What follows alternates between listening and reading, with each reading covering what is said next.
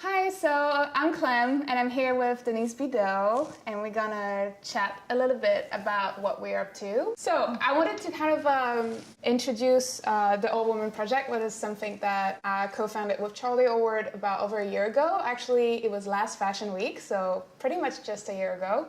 The goal of it was really to empower women and show them that not only in the fashion industry, but also in society in general, you can be yourself, look just like you are, and don't have to change anything about yourself in order to be accepted, to be loved, and to be worth it. So for that, we created a campaign with all of our friends, including Denise, to show young girls that we all look beautiful, we all love our bodies, and we all deserve to be out there in the media, in social media, and to be role models just as much as any girls. There will be a straight size, simple size, any size. So Denise, that's here with me, was part of the first All Women Project, and just a few months ago she launched actually her own project, which is No Wrong Way, correct? Yeah. And I would love for her to talk a little bit more about it because it's also something amazing that empowers women. Right. So I actually started the No Wrong Way project like a year and a half ago. I remember it was like beginning of last summer. And it started off as the There's No Wrong Way to Be a Woman movement. And what I found actually throughout launching this and getting everyone involved was that it almost became a disservice to call it the There's No Wrong Way to Be a Woman thing, because I ended up getting a lot of response from the LGBTQ community, from men who wanted to be involved. And I realized that this whole body positivity movement and feeling of lack of inclusivity really wasn't exclusive to plus size women or women in general. I found that there was so many people who felt underrepresented and who felt lack of representation in the media. And so I rebranded, restructured, and this year launched the No Wrong Way movement. So it's fully inclusive. It's a platform where everyone can find content that applies to them. I felt like, you know what, if we don't see what we want to see, then we have to create it. And so I launched the YouTube channel earlier this summer. We have the blog, and we're constantly just using our platform and my voice to help others speak and do great stuff, because I think that's what it's about. It's about unity. It's about empowering each other and continuing to spread the message that you can be your unique self and be whoever you want to be, and that's more than okay. So we just wrapped up Fashion Week, which was crazy. How was it for you this year? This year was interesting. I think it's finally a good year. Like, the representation stepped up like 10 notches.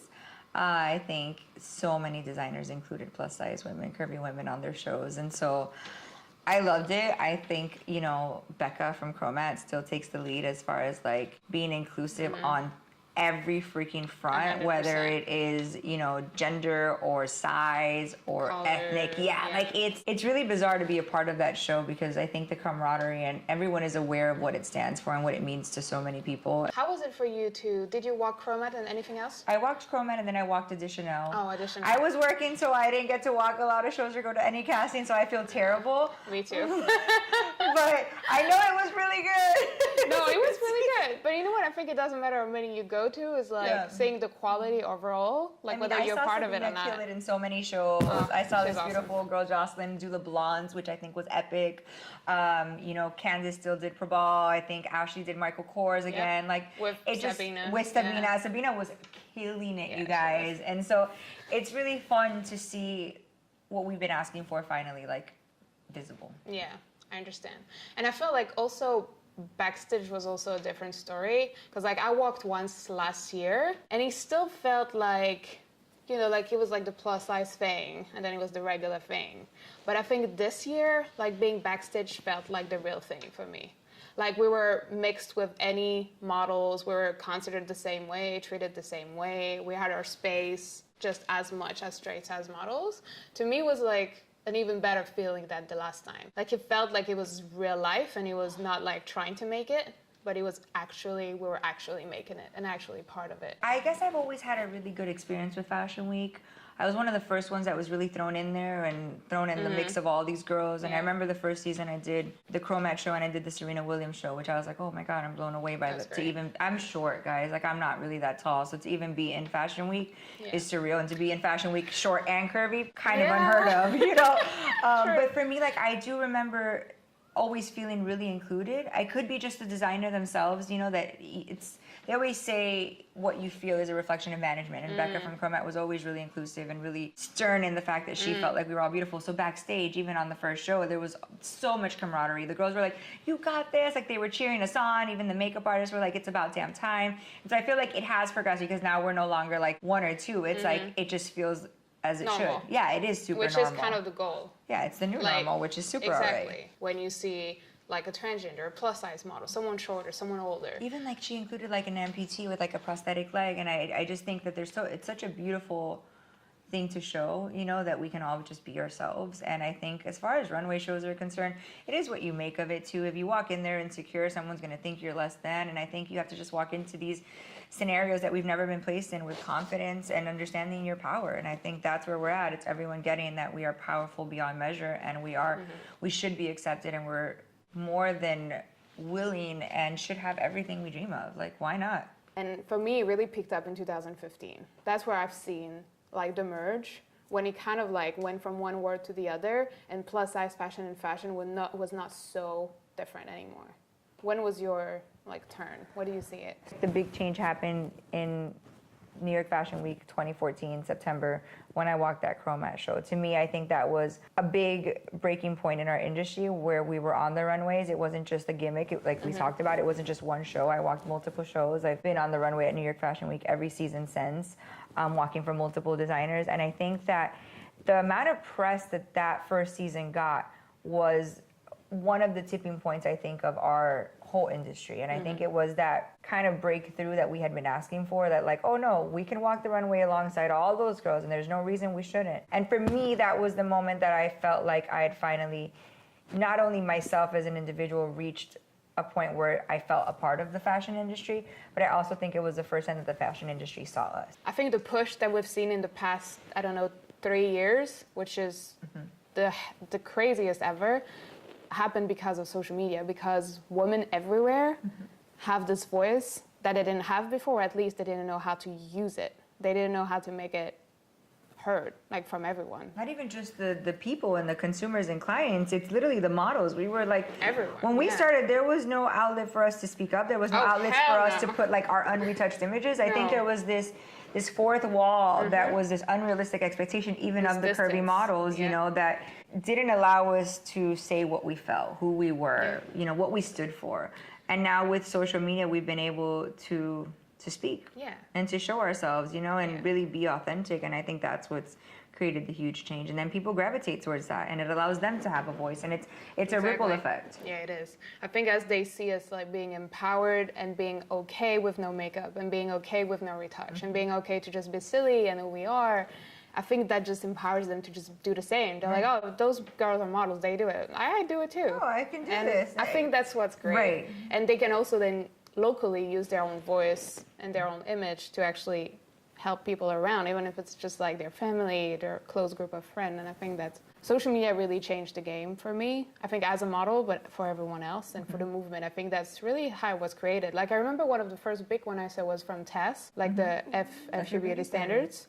And I think the way it grew was just crazy for me to see that, from like, oh, I'm just going to come up with this hashtag. And then, oh, everybody's using it and I have a brand behind it. And like, to me, that's just social media based. Totally. And I think it's great. It's like for the people, from the people. People are just able to blow up something on their own just on social media, which is crazy. We've never seen that before. I mean, before, like, brands need to build their own thing and have their creative, their marketing. Like, now it's just people doing it for themselves. Yeah. And I think that's really related to the whole movement. Like, people just taking their own voice into their hands and just putting it out there. I took a trip to Dubai about 1.5 years ago, and I didn't realize how many women, you know, because I was there, reached out to me, and I met a whole group of women at the Dubai Mall, and I thought to myself, how insane is it? This is my first time in an Arab country, and here are women that I didn't even realize I was touching, coming, telling me their whole life stories, telling me how what we're doing here in the U.S., these little baby movements that we have are affecting them and are transitioning to a much bigger playing field. And so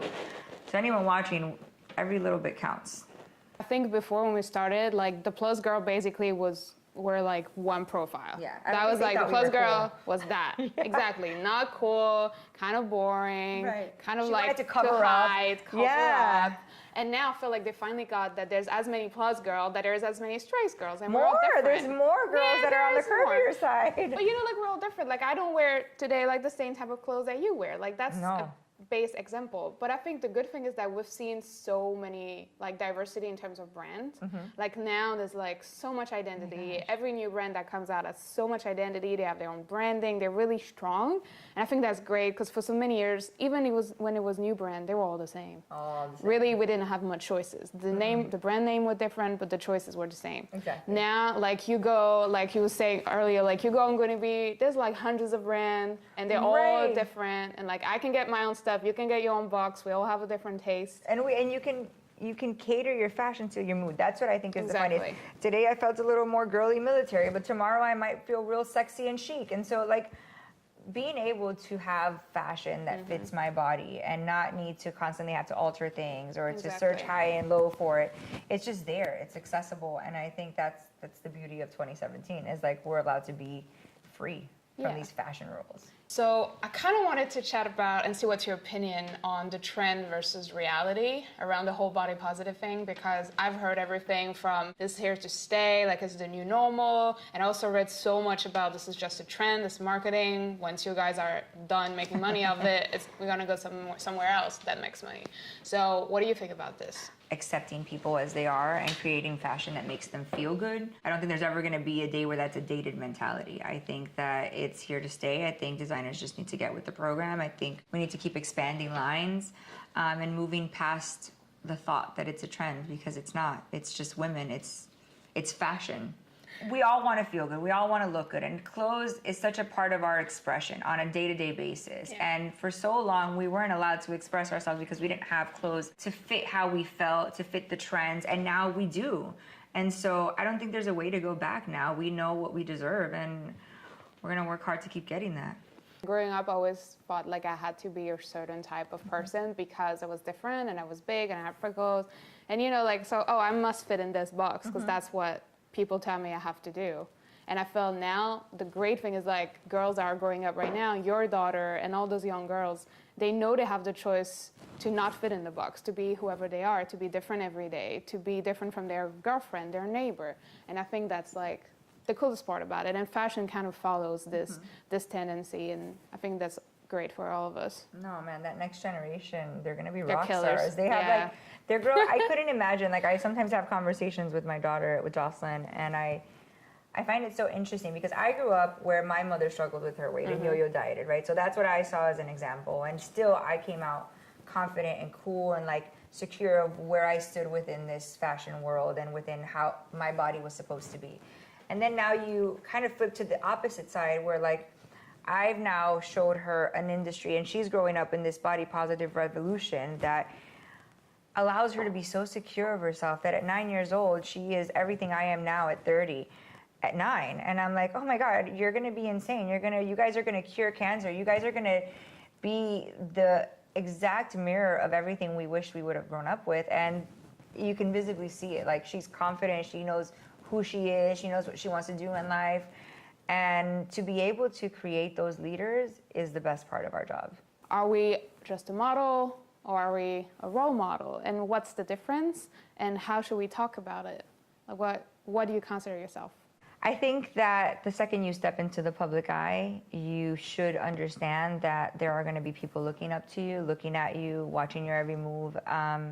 And I have a responsibility not only to myself and my daughter, but to my family and everything that I stand for, to make sure that that representation is accurate of who I am and that I get checked all the time. I come home sometimes and Jocelyn's the first one to be like, Mommy, take that off. Or like, I'll post a picture that's sexy and she's like, really, Mommy? And I'm like, ah!